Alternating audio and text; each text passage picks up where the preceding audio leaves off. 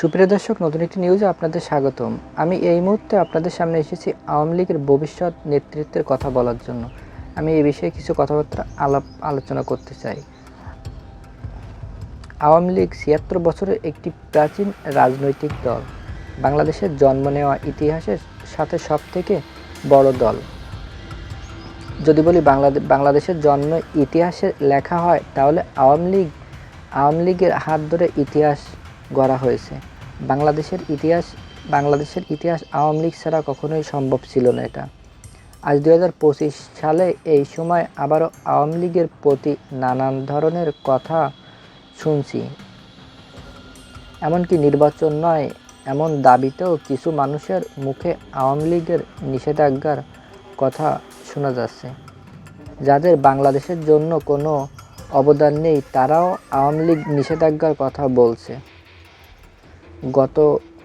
গতকাল কয়েকজন ছাত্র নেতা, যাদের নাম আমি উল্লেখ করতে চাচ্ছি না, বলছিও না যে জাতীয় নির্বাচনে আওয়ামী লীগ নিষেধ না করার সম্ভাবনা নয়। আওয়ামী লীগ কি এতটাই অযোগ্য হয়ে পড়ছে? যদি আওয়ামী লীগ ৭৬ বছরের ইতিহাস আলোচনা করা হয়, তাহলে এ কথা বলছে তারা কি সত্যি ইতিহাস সম্পর্কে কোনো কিছু জানে? আজ যারা আওয়ামী লীগ নিষেধাজ্ঞার কথা বলছে, তারা হয়তো বা জানে না ১৯৭১ সালে ২৬শে মার্চ ইয়াহিয়া খান তার বেতারে ভাষণে আওয়ামী লীগকে নিষেধ করেছিলেন।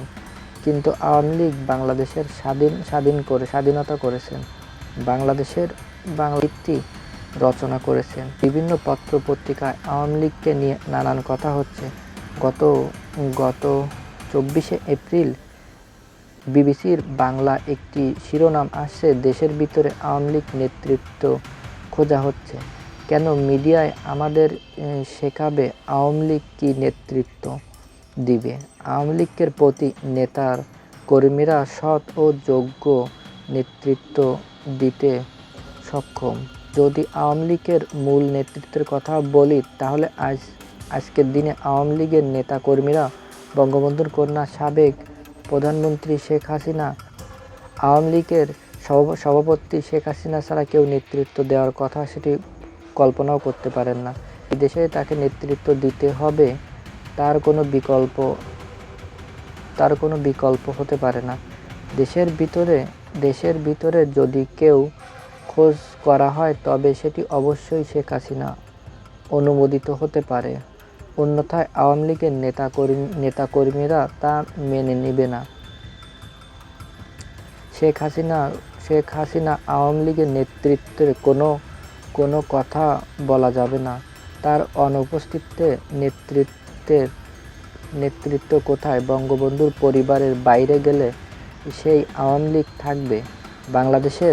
বাংলাদেশের উপমহাদেশের বন্ধুর পারিবারিক রাজনীতিতে পরিবারের মধ্য থেকেই আসছে।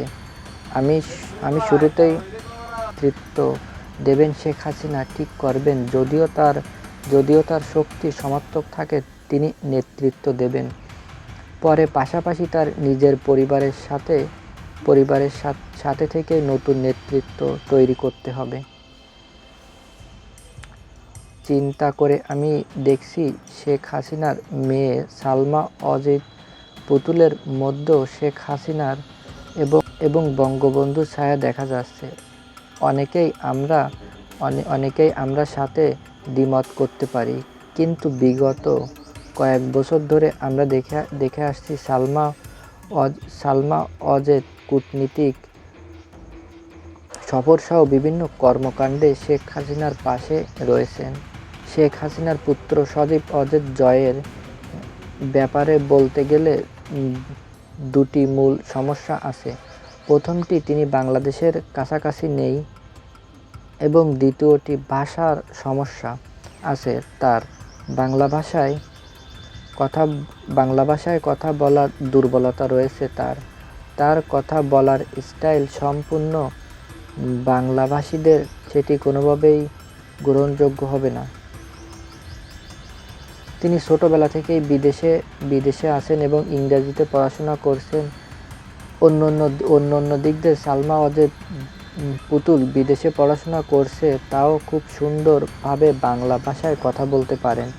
এজন্য আমি মনে করি সালমা অজের পুতুল শেখ হাসিনার সূচি হিসেবে এগিয়ে আনতে হবে।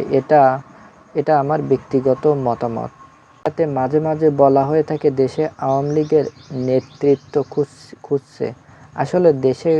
আসলে দেশে কোনো নেতৃত্ব নেই, আছে তবে শেখ হাসিনার অনুমোদিত মুখপাত্র চাই। দেশজুড়ে আওয়ামী লীগের অফিসগুলোতে এখন অনেকেই নষ্ট হয়ে গেছে, এগুলো পুনর্গঠনের প্রয়োজন। শেখ হাসিনা অনলাইনে দলীয় কাজ চালিয়ে যাচ্ছে। জেলা এবং উপজেলায় পর্যায় আলোচনায় নেতাকর্মীদের সাথে ভিডিও কনফারেন্সের মাধ্যমে যোগাযোগ রাখছে। এটি চালিয়ে যেতে হবে এবং পাশাপাশি দেশের কিছু শিক্ষিত নেতাদের খুঁজে বের করতে হবে। অনেকেরই বিরুদ্ধে হয়তো মামলা রয়েছে, কিন্তু সত্যিকারের সৎ নেতা খুঁজতে হবে। আমি কয়েকজনের কথা বলবো। হাসান চৌধুরী, কায়সার সাবেক পররাষ্ট্রমন্ত্রী, প্রতিমন্ত্রী, অভিজাত পরিবারের সন্তান, উচ্চশিক্ষায় 1990 সালে আওয়ামী লীগের সাথে যোগ দেন। এখনও তিনি রাজনীতি থেকে দূরে আছেন। অ্যাডভোকেট ফজলে রাব্বি মিয়া রহমান, সাবেক ছাত্রলীগ নেতার পরে কৃষি শ্রমিক জনতা লীগের বিএনপিতে যোগ দেন। অত্যন্ত মেধা ও সুদক্ষ বক্তা, মুক্তিযোদ্ধার সংগঠনে ও সফল পররাষ্ট্রমন্ত্রী ছিলেন। আওয়ামী লীগের সংগঠন নেতৃত্ব দিয়েছিলেন। আজ আওয়ামী লীগের রাজনৈতিক থেকে বিচ্ছিন্ন। বন্ধুরা, আপনি আমাদের চ্যানেলে নতুন হলে অবশ্যই আমাদের চ্যানেলটি সাবস্ক্রাইব করে পাশে থাকবেন। আমাদের চ্যানেলে সবসময় এমন নিত্য নতুন লেটেস্ট নিউজ ভিডিওগুলো আপলোড করা হয়। বন্ধুরা, আপনি আমাদের ভিডিওটি অবশ্যই আপনার বন্ধুদের কাছে শেয়ার করবেন। এত সময় আমাদের ভিডিওর সাথে থাকার জন্য অসংখ্য ধন্যবাদ। দেখা হচ্ছে পরবর্তী আরেকটি ভিডিওতে।